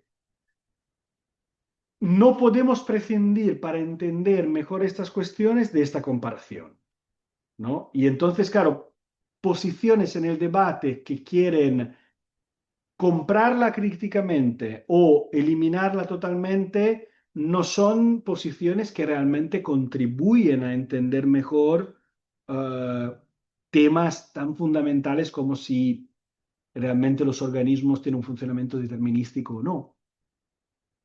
Te he contestado, no. Sí, sí, sí, bueno, es que tampoco me ha... Sí, sí, sí, sí. Pero yo pensaba, per exemple, en la qüestió aquesta, en el tema evolutiu sobre el paper de l'ambient, per exemple. Aleshores, quan tu fas aquesta comparació amb la màquina, jo crec que ahí se perd, diguem-ne, el rol que té l'ambient, diguem-ne, en la transformació de les espècies, no, dels organismes. No? Vull dir que, o sigui, que n'hi ha un punt en el que eh, eh, el enfatizar la diferència també és beneficiosa perquè hi ha algunes dinàmiques i que jo crec que no es corresponen amb el que veus en el món mecànic ni fins i tot ara en tota la seva transformació. Però... I que te condicionen les preguntes que formules a la vida per entendre o als primers vius per entendre'ls. Ya, pienso en este caso, por ejemplo, ¿qué es lo diferente de un proceso homeostático, por ejemplo, en un organismo y lo que es la homeostasis que realiza un termóstato, ¿no? Eh, yo creo que, claro, una posible respuesta, o sea, pueden apuntar dos clases de causas distintas, ¿no? A esta diferencia. Por un lado, la simplicidad de los mecanismos internos del termóstato en contra de la complejidad de los mecanismos internos de un organismo, así como la simplicidad del ambiente de un termóstato respecto a la complejidad de los estímulos del ambiente de un organismo, ¿no? Entonces, yo creo que el punto de focalizarse en invariantes es como, mira, aquí hay diferencias, hay obvias diferencias entre los dos contextos, pero no puede ser que simplemente es el hecho de que el termóstato es un objeto tan tremendamente sencillo. O sea, si aumentamos la complejidad de la máquina, ¿no? Y observamos cómo interactúa con el ambiente, ¿no? Entonces, bueno, podremos ver mejor si este tipo de trabajo sobre la máquina nos está informando sobre el organismo, así como en la construcción de la máquina, obviamente, habremos usado, como tú correctamente notas, conocimientos derivados del organismo. Lo mismo en realidad creo que se puede hacer si pensamos sobre cuestiones evolutivas, ¿no? Al final, igual como los modelos evolutivos biológicos se han usado mucho también, digamos, para la constitución de máquinas o máquinas abstractas como softwares, máquinas virtuales, ¿no? Se usan esa herramienta para modelar también la evolución de cosas que no tienen nada que ver con el objeto biológico. Esa es otra cuestión, ¿eh? Como no estoy diciendo que estamos hablando de la misma cosa, pero creo que el foco de la relación entre máquinas y organismo es siempre, digamos, esa transposición de un concepto de un lado a otro y es algo como que se vuelve como ineliminable de nuestra comprensión de lo que es un organismo. No digo que sea el único recurso que tenemos para comprender lo que es un organismo, pero es de alguna manera ineliminable. De hecho, si pienso a autores que son muy críticos como Nicholson o un importante biólogo, Daniel Noble, que critica mucho también esa concepción más mecanicística del organismo. Al final, cuando se propone una alternativa sobre cómo conceptualizarla, habla de cosas como tenemos que pensar como si fuera una sinfonía, una orquesta la vida. Bien, pero ¿qué nos da esa otra analogía con una sinfonía en términos explicativos? ¿No? Ah, yo creo que muy poco. Yo creo que no. A ver, se habla mucho de cambios de paradigma, cosas de ese tipo, y hay personas en este contexto de este debate que habría como que hacer un cambio de paradigma en la conceptualización del organismo en un sentido de no pensarlo más en términos mecanicísticos, sino como un agente que tiene propiedades distintas, cuyo elemento semántico, semiótico es intrínseco respecto. Pero claro, para que existan realmente como cambios de paradigma, en realidad debe existir como un modelo explicativo que haya ya funcionado en otro contexto y que realmente nos permita cambiar nuestro discurso científico. Yo creo que no estamos ahí, estamos muy lejos de aquí. Y hasta el momento, la máquina es, desde mi punto de vista, como el término más intuitivo de comprensión que tenemos con el organismo. Sin preguntarnos si los organismos son máquinas o no, son diferentes, son cosas diferentes, pero no escapamos de la comparación entre los dos. Tienes, no sé si has sido tú o Cristina. Vale, gracias, vale. Vale. Yo quería hacer una pregunta porque yo, bueno, soy de formación práctica y me acuerdo que hace ya varios años, cuando estaba empezando mi doctorado, vi una charla sobre los soft robots, que era un investigador que hablaba de robots que cada vez que eran más inteligentes, perdían sus propiedades de movimiento humanizado. Entonces, mientras menos complejo era el robot, más humano se veía moviéndose, pero mientras más inteligente lo perdía. Y mi pregunta es, ¿qué tan importante es para asimilar un organismo ese movimiento humanizado? Porque es difícil. Yo no seguí esa investigación porque me focalicé en otra cosa, pero como que intentaba juntar ambas y hasta ese momento me la... Ya, esa es como una pregunta muy, muy difícil. A ver, mi idea es que,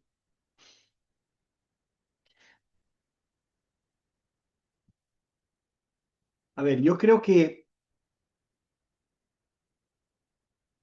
claramente una cosa es diferente, una cosa es comparar una máquina como un organismo, que puede ser un organismo muy sencillo, y otra es compararla con el organismo al que le tenemos más aprecio y que tenemos en más alta estima por su inteligencia y sus grandes capacidades, que es el ser humano, ¿no? Y independientemente de cuestiones relacionadas con complejidad objetiva del ser humano, que también son difíciles de caracterizar, yo creo que, claro, ahí entran en juego otros factores que, digamos, derivan un poco de nuestra psicología y de nuestros sesgos específicos de reconocer algo como inteligente. ¿Ok?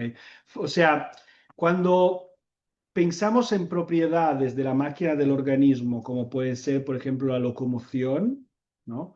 Yo creo que igual, y por ejemplo, comparamos una robot con un perro, ¿no? Yo creo que igual podemos ver el movimiento más fluido o menos fluido, pero igual tenemos como unos parámetros, imagino que se puedan indicar parámetros generalmente considerados como objetivos para decir si efectivamente el robot está como cumpliendo ciertos movimientos y de qué manera lo está cumpliendo. Puede que la relación entre el motor del robot y el movimiento en realidad establezca un invariante que es completamente distinto respecto al que encontramos en el perro, ¿eh? Puede que el efecto sea igual, pero en realidad que los procesos sean distintos, ¿no? Completamente disanálogos. Pero es que además cuando pensamos al caso del ser humano, nos esperamos algo que nos cuesta mucho definir, ¿no? Porque al final como la conducta de ChatGPT nos puede parecer como muy buena, pero en realidad obviamente no le tenemos ningún aprecio como ser inteligente en un contexto más general, ¿no? No lo sé, podría haber muchas respuestas y no me voy a meter por ahí, por último, si tenemos más tiempo podemos hablarlo más. Pero claro, nuestra psicología respecto a lo que valoramos como inteligencia o como típicamente humana es como muy, yo diría, como hasta retorcida, ¿no? Pero por un lado, somos capaces de una pelotita con una cara y los ojos a decir, ay, mira, es una persona y hablar con ella. Pero en realidad somos muy demandantes respecto a lo que nos esperamos de ciertos organismos para considerarlo como cognitivamente pares a nosotros, ¿no?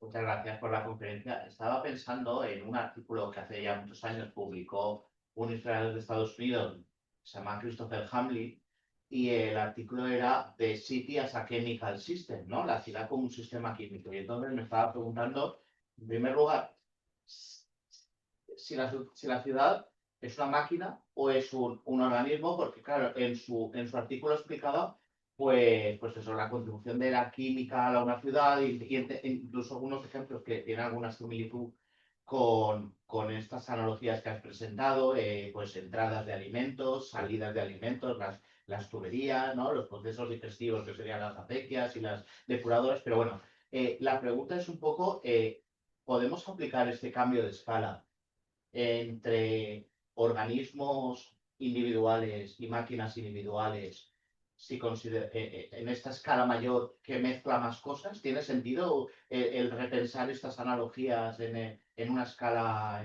mayor, como puede ser una ciudad? Bueno, a ver, en mi charla, obviamente, bueno, claro, he tratado de un tema complejo y que tiene muchas ramificaciones, además que mucha historia, ¿no? Entonces, claramente, he evitado hablar de ciertas cosas, a veces lo he dicho explícitamente, como no voy a definir organismo, otras veces lo he hecho más como a escondida, como igual he usado dos nociones sobre lo que es una analogía, pero igual tampoco he definido explícitamente lo que es una analogía o un argumento por analogía, para qué sirve, cuando funciona, cuando no funciona, ¿no? Como he tangenciado ciertas cuestiones para intentar como presentar de la manera más clara posible lo que es nuestra posición en el debate sobre la comparación entre máquina y organismos. Ahora, yo creo que igual algo que se puede extrapolar de lo que he dicho antes es que una buena analogía o un buen argumento por analogía es un argumento en el que, dado un dominio en el que tienes dos propiedades o una causa-efecto o algo, un explanandum, un explanans, algo que quieres explicar y algo que ya conoces, y una relación, el invariante, ¿no? Que los conectas, ¿no? Puedes transponer ese invariante a otros contextos, ¿no? Si no puedes transponer el invariante a otros contextos, entonces la analogía queda una analogía descriptiva, ¿no? Yo casi una metáfora, ¿no? Puedo decir que, no lo sé, en Homero, ¿no? Que el amanecer se parece como a pétalos de rosa, ¿vale? Pero eso, bueno, no explica por qué el amanecer tiene ciertas propiedades, ¿no? Seguro que hay como ejemplos que son mejores. Por ejemplo, otro ejemplo tal vez un poco mejor. Desde la elaboración de la teoría de la selección natural por Darwin ha habido innumerables intentos de transponer estos conceptos a otros dominios, ¿no? Tal vez habéis escuchado alguna vez la memética, ¿no? Como esa teoría loca de Richard Dawkins, a través de la cual en realidad nosotros somos solo como los vehículos de transmisión de memes que se replican como genes, etcétera, etcétera. Descriptivamente hasta puede funcionar, pero para que la analogía tenga valor científico tienes que explicar cuáles son los mecanismos y mostrar que efectivamente existe como una invariancia entre el proceso que estás estudiando biológicamente y el proceso que estás estudiando en sentido. Entonces, para contestar tu pregunta, yo no conozco este artículo. Depende hasta dónde se lleva esa analogía. O sea, si realmente hay como elementos, otra vez, que pueden ser muy específicos, invariantes de funcionamiento de ciertas máquinas que se pueden transponer a cómo funcionan ciertas dinámicas, no sé a qué nivel, o, no, perdón, ya como de mecanismos físico-químicos, ¿no? Era al funcionamiento de la ciudad como un todo, bueno, pues es algo que vale la pena considerar, ¿por qué no? Pero si simplemente como se comparan elementos estructurales de un sistema a otro, entonces sería más escéptico. ¿Alguna otra cuestión? Y gracias por la conferencia. Quería seguir por lo que estaba señalando ahora Ignacio, y también recoger la cuestión del chivo, ¿no? De los peligros de la analogía.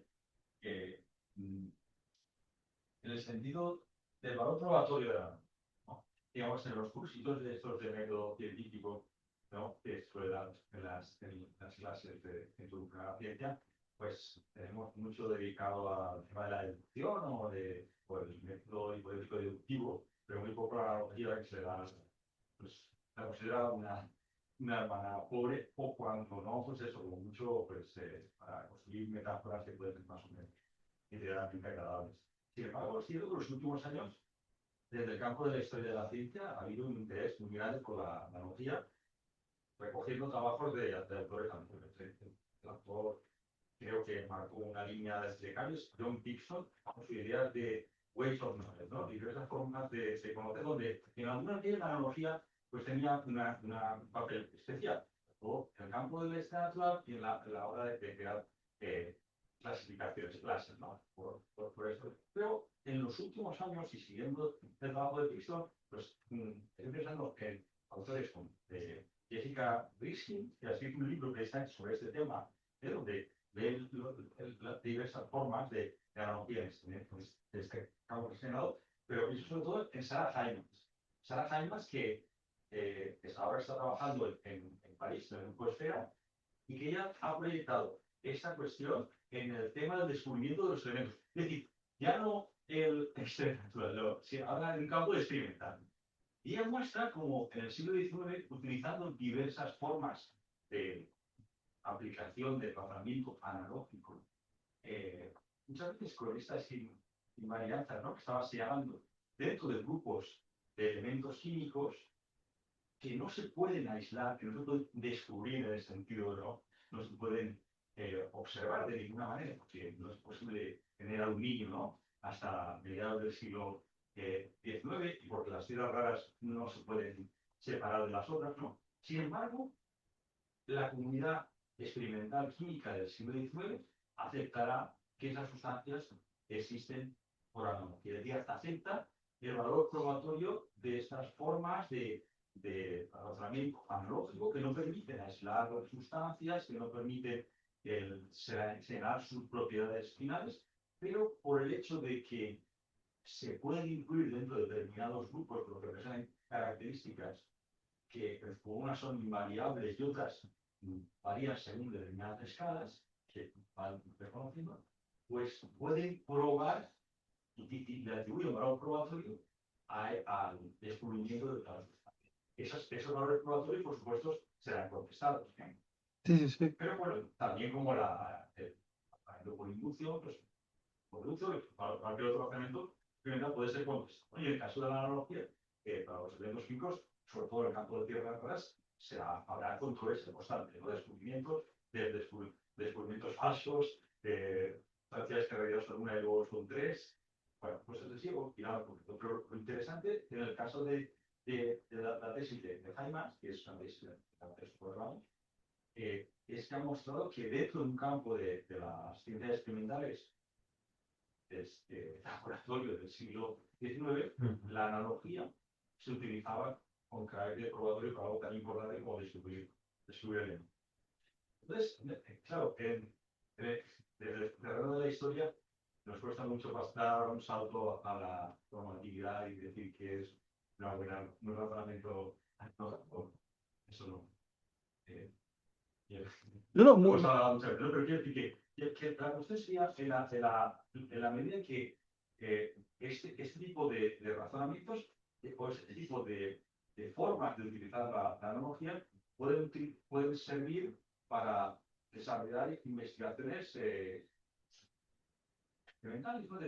Digamos, avanzar pruebas en territorios a los que no se puede llegar por otros caminos y pues, pueden ser pruebas más o menos contundentes o convincentes. Muy interesante, no tenía idea, la ¿verdad? Gracias por estas informaciones, como no sabía. A ver, claro, me parece que encaja bien con la idea de que aquí en el argumento por analogía tenemos, por lo menos en la reconstrucción que damos aquí, algún tipo de deducción de ese sentido, ¿no? Como, a ver, hay elementos similares entre dos sistemas. La relación entre, digamos, el elemento A y el elemento B en el sistema 1 se explica a través de R, ¿no? La relación es invariante, la conclusión es que la relación entre el elemento C y el elemento D, claro, habría que explicitar más todas estas las premisas y la conclusión, pero me parece que puede tomar la forma de una deducción, entonces se explica a través de esa relación invariante. Ahora, claro, el argumento puede ser un argumento, aunque válido, incorrecto, porque puede ser que la relación invariante R en realidad no sea transponible de un lugar para otro. La historia de la analogía, y no soy un especialista en eso, ¿no? Pero, por ejemplo, por lo que enseñan en la filosofía de la ciencia, es una noción que sí, efectivamente siempre fue considerada como el argumento para analogía como algo deterioro no tan importante, probablemente debido también al foco que daban los empiristas lógicos al hecho de que la actividad científica es una actividad teórica, ¿no? Entonces, la analogía te puede ayudar a alcanzar la teoría o testarla, pero lo que realmente hacer ciencia es aplicar teorías y descubrir leyes.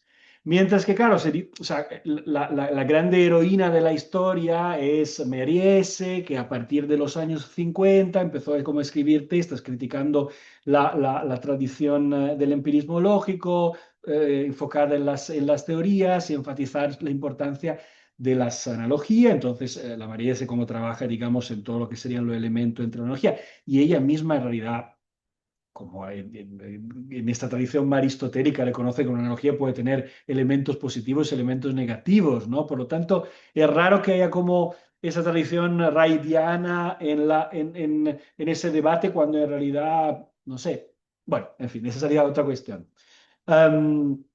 Pero es eso, como que en realidad también Méliès también es conocida para ser uno de los primeros, digamos, filósofos de la ciencia más contemporáneos en pensar en la importancia de los modelos en la ciencia, ¿no? Entonces, claro, hay como un libro muy interesante de una autora que se llama Byler Jones, una filósofa de la ciencia que falleció muy joven, eh, donde, digamos, se intenta como establecer un poco la genealogía del estudio de modelos en la ciencia. Y claro, aunque es eso, los modelos empiezan a ser como algo tan importante en la ciencia contemporánea, lo que nota Méliès y también Byron Jones es que en la ciencia del siglo XIX en realidad eran fundamentales, ¿no? Sobre todo en la ciencia, digamos, más anglosajona. El mismo Duhem creo que criticaba a los ingleses para esa manera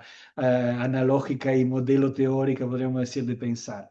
Y claro, la idea es que un modelo es una analogía, ¿no? En cierto sentido, como estoy pensando, pensamos modelo como modelo físico, modelo en que bueno, estoy como construyendo algo que mantiene, como en el caso geométrico, ¿no? Como que está reduciendo el tamaño, la escala de otro fenómeno, pero bueno, se quiere como decir que lo que está pasando en mi modelo pequeñito aquí físico, en realidad tiene solo una diferencia de escala respecto al grande, ¿no? Entonces que puedes transferir el invariante de un dominio para otro. Entonces es eso. Por eso que dije que no creo que estamos diciendo aquí nada particularmente nuevo respecto a cómo funciona cierta discusión científica, pero parece que es algo que pasa inobservado en el calor de la discusión cuando se trata de esa cuestión entre organismo y máquina, ¿no?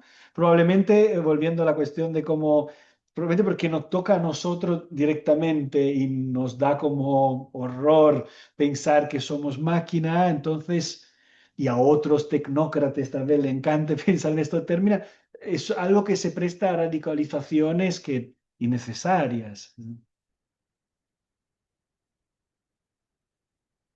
Por un comentario sobre este tema, la analogía. Se me ocurre como yo trabajo ante todo el siglo XVI, XVII, que en el siglo XVI es como la figura clave para interpretar el mundo, ¿no? Dice Michel Foucault que la analogía, que el hombre del siglo XVI vio el mundo, interpretó el mundo a través de las analogías y al final también si estamos viendo esas historias del nuevo mundo de las Américas, ¿no? Que interpretaron, explicaron el nuevo mundo a través de las analogías, ¿no? Lo desconocido a través del conocido, por supuesto. Y no sé si en ese momento existen algunas teorías sobre esa analogía máquina-organismo, no sé, Leonardo da Vinci, si dice algo al respecto, es que has hecho ese salto desde Vitruvio a Descartes, así que mi pregunta sería si en A el ver, conocimiento podemos encontrar algunas opiniones específicas al respecto. a ver, bueno, claro, yo antes tal vez dije siglo XVIII, quería decir siglo XIX. Como, es en el siglo XIX en particular que como igual la actividad, digamos, de una ciencia basada en modelos en el que el raciocinio analógico juega un papel, aunque oculto, importante, se manifiesta más. No te sabría decir antes y no. Leonardo da Vinci, hasta yo, donde yo sé, y obviamente sé muy poco sobre el tema, no era realmente alguien muy multifacético, pero no era un filósofo de la ciencia, no era alguien que era más un ingeniero que un pensador conceptual. Tal vez conceptualizaba sobre otras cuestiones, pero no directamente sobre eso. Y está claro, por otro lado, que, sin embargo, Descartes no emerge, el pensamiento de Descartes no emerge en un vacío, ¿no? Obviamente debía haber como una serie de pensadores que favorecieron la emergencia de esta conceptualización del universo y de los objetos que están en él. No me voy a lanzar a intentar hacer construcción histórica porque seguro que fracasaría miserablemente. Y entonces lo que sí quería decirte como no. Lo único, como yo creo que es importante diferenciar entre lo que es una analogía y una metáfora. Ahí también son palabras, entonces personas diferentes la interpretarán de manera diferente, pero tiendo a pensar que la metáfora juega un papel alegórico principalmente, ¿no? Evocativo, que puede tener una función pedagógica o retórica, que de mi punto de vista, a nivel epistémico, es casi siempre negativa. ¿No? O sea, oculta en realidad. O sea, la alegoría y la metáfora exaltan las similitudes, ¿no? De una manera que nos gusta y ocultan las diferencias, ¿no? Entonces, generalmente yo diría que la metáfora puede tener un papel en el descubrimiento científico, en el sentido que, claro, como sabemos, los procesos de descubrimiento pueden ser como, claro, muy idiosincrático, ¿no? Del científico. Seguro que eso juega el famoso caso del Ouroboros de Kekulé y todos los casos que conocemos, incentiva el descubrimiento. Pero aquí cuando hablamos de analogía estamos hablando de algo que en un principio puede ser la base justamente de un raciocinio deductivo riguroso, o sea, que lleva como a inferir la existencia de algo que después podrá ser testado o no, no simplemente que abre el camino hacia nuevos descubrimientos.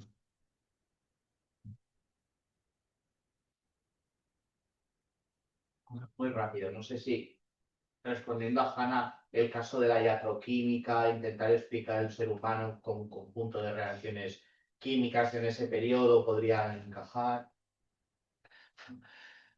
Ay, no sé otra vez lo suficiente. A ver, ahí hay como respecto, digamos, a disciplinas que hoy en día no consideraríamos científicas respecto a nuestros estándares.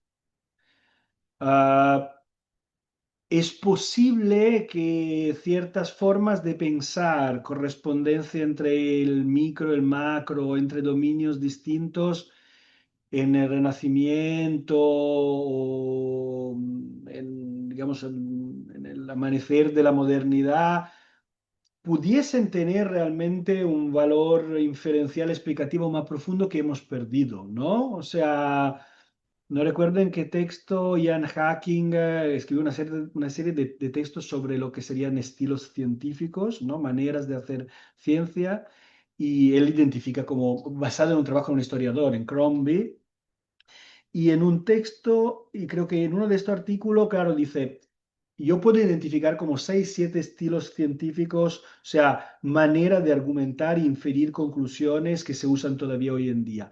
Pero de repente es posible que en algunos casos en el pasado hayan existido otros, ¿no? Yo creo que el caso que piensa él es la alquimia, pero claro, cuando nosotros retomamos entre manos algo como, no sé, Paracelso, es que no lo podemos entender. O sea, no le va, o sea, podemos tal vez entender lo que dice, pero no le vamos a poder entender los legames inferenciales y las cadenas de justificaciones entre estos conceptos, ¿no?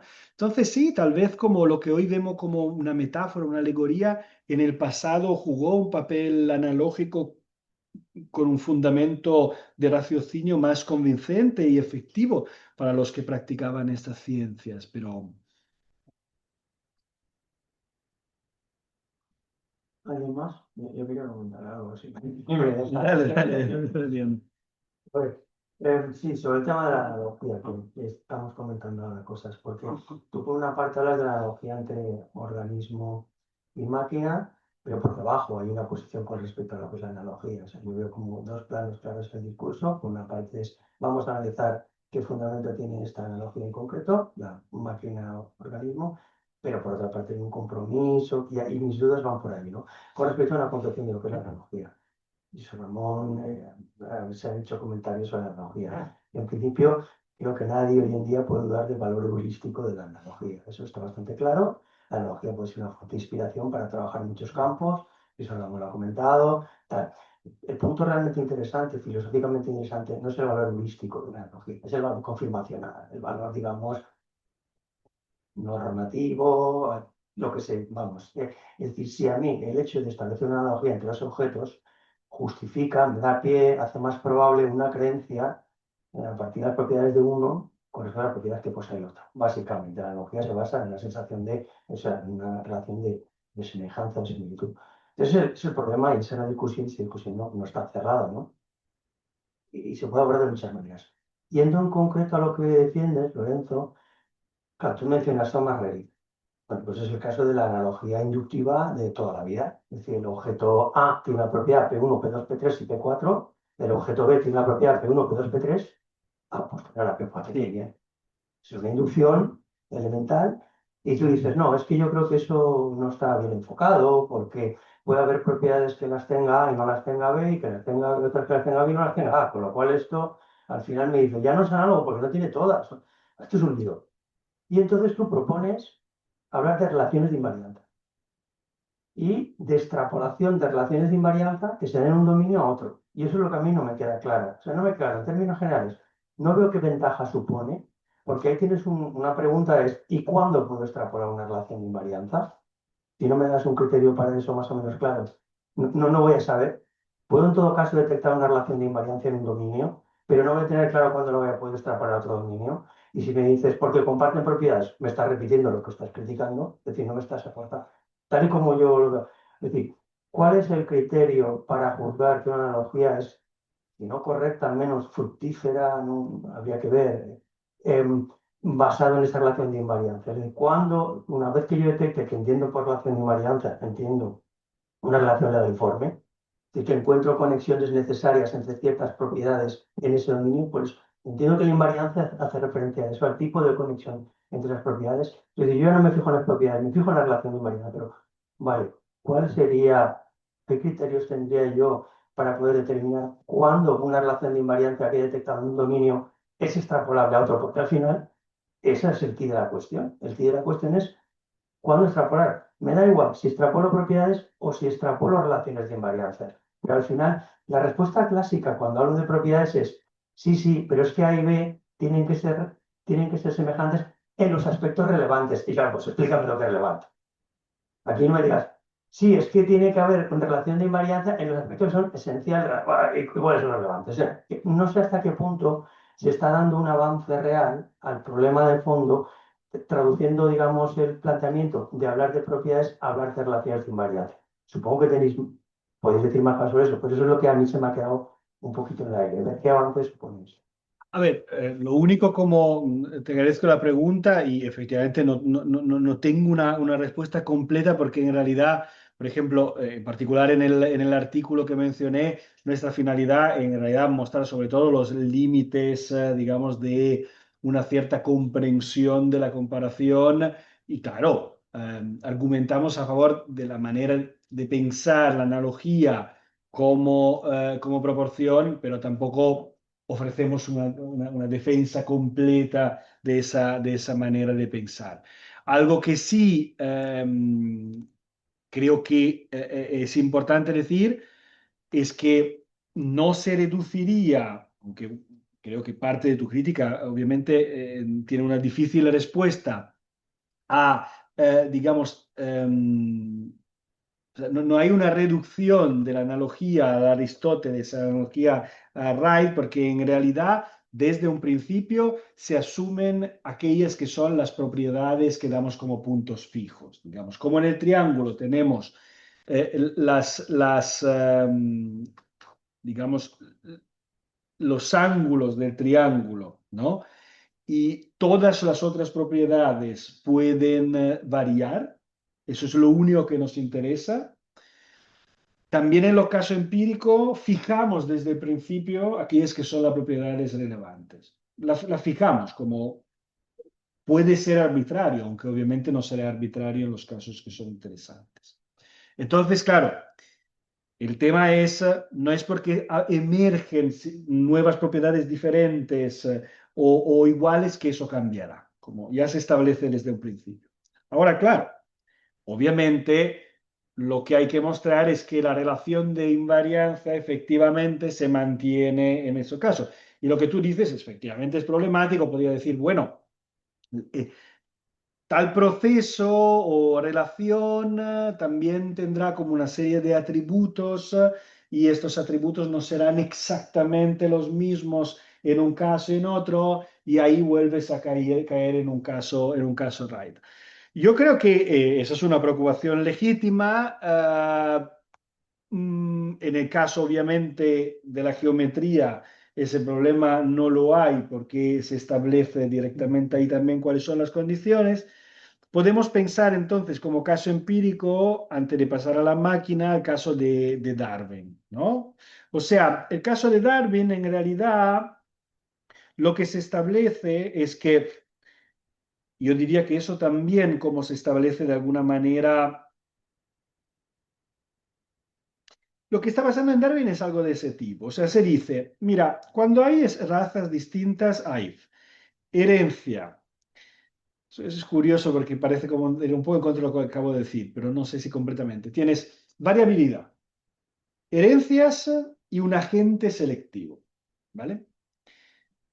Y en realidad, estas tres cosas, ¿no? Las tienes también en la naturaleza.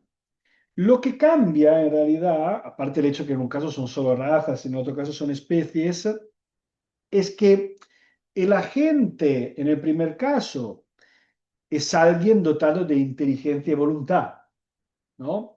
Y en el otro caso, ¿no? No. Entonces, lo que te quiero mostrar es que la relación se mantiene invariante, aunque falte en realidad una de las propiedades que en el primer caso parecía ser relevante, ¿no? Como algo de ese tipo. Yo no creo que eso se pueda aplicar por lo general. Como supongo que es algo como que es muy específico del dominio, pero eh, ya- Mi sospecha es que un criterio general de corrección para la analogía no puede ser puramente formal. No he pensado esto a fondo, pero me da la impresión de que es muy difícil establecer un criterio. Tú apelas a la invariancia y la invariancia es un tipo de relación entre propiedades, una propiedad como muy abstracta en ese dominio.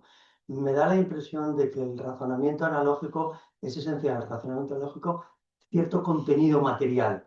Y por eso hay analogías que te vas a la química y va y te funcionan y analogías muy semejantes. Te vas a otro lado y no funcionan.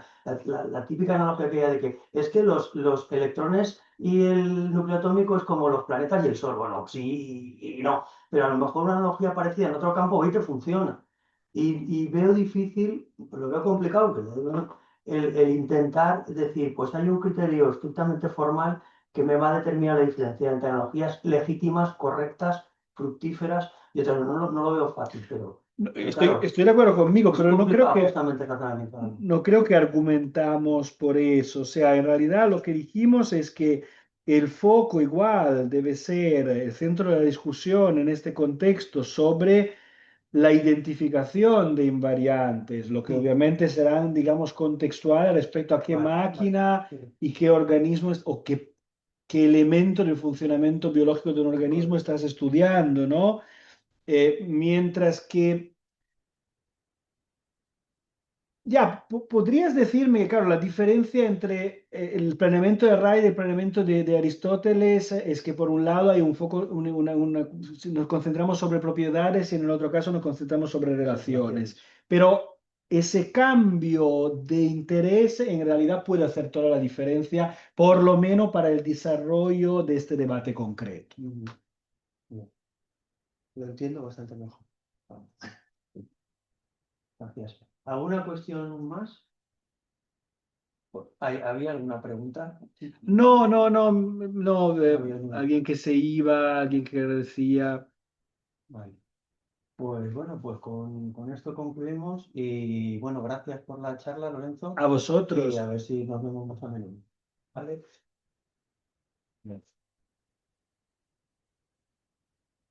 Bueno, aquí dejo de compartir. Muchas gracias. Solo se quedó Francesca Antonelli. Ya todo el mundo se fue. Gracias.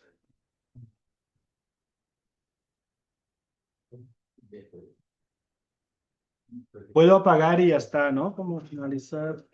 Sí. No, pongo ahí una grabación. Paré la grabación. Se guarda sola.